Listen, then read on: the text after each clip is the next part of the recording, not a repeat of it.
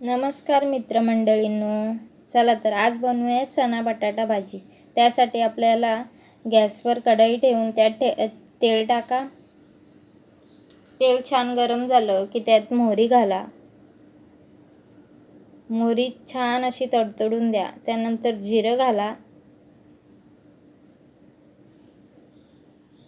जिरं आणि मोहरी छान अशी तडतडली की भाजीलाही टेस्ट छान येते.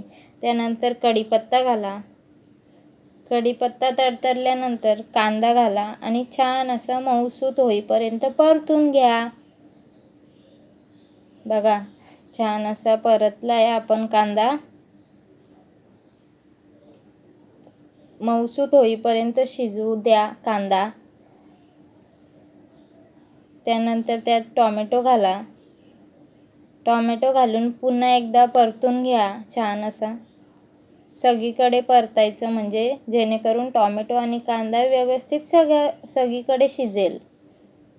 बघा तेल सुटेपर्यंत परतून घ्या.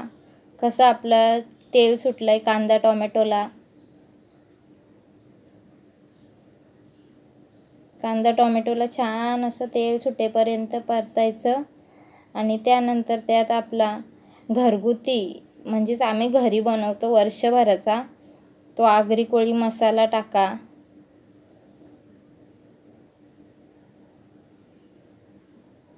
तुमच्याकडे जो मसाला अवेलेबल असेल लाल तिखट तो घालू शकता. त्यानंतर हळद टाका.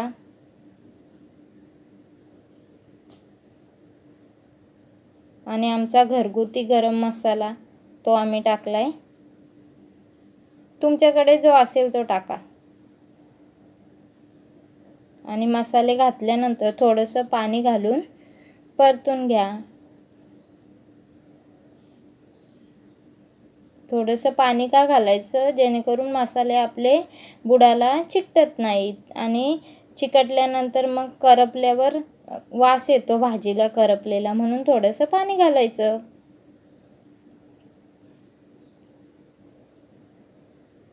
चला तर मग आता चणा म्हणजे रात्रभर भिजवलेले चणा आणि बटाटा घालून छान असं परतून घ्यायचं.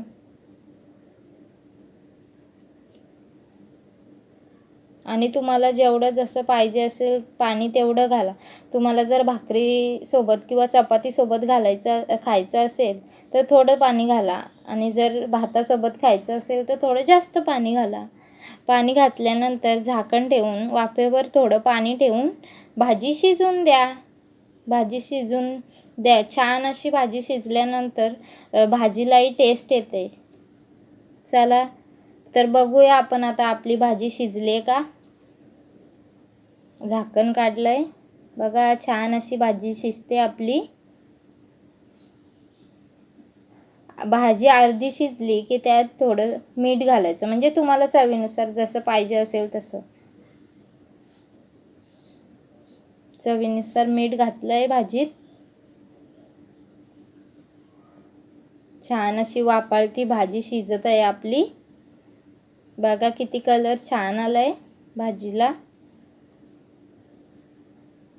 मुलंही आवडीने खातील अशी भाजी आहे. त्यानंतर त्यात सुकं खोबरं भाजून ते मिक्सरला फिरून घ्यायचं आणि ते वाटण घालायचं.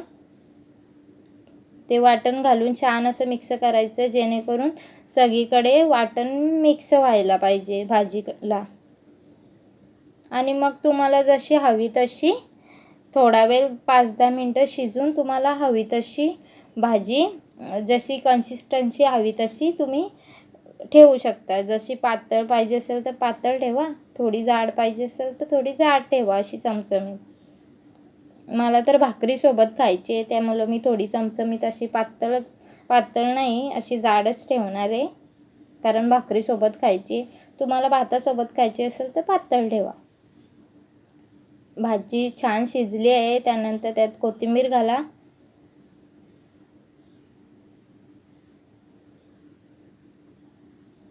छान अशी आपली चणा बटाटा भाजी तयार आहे. या जेवायला.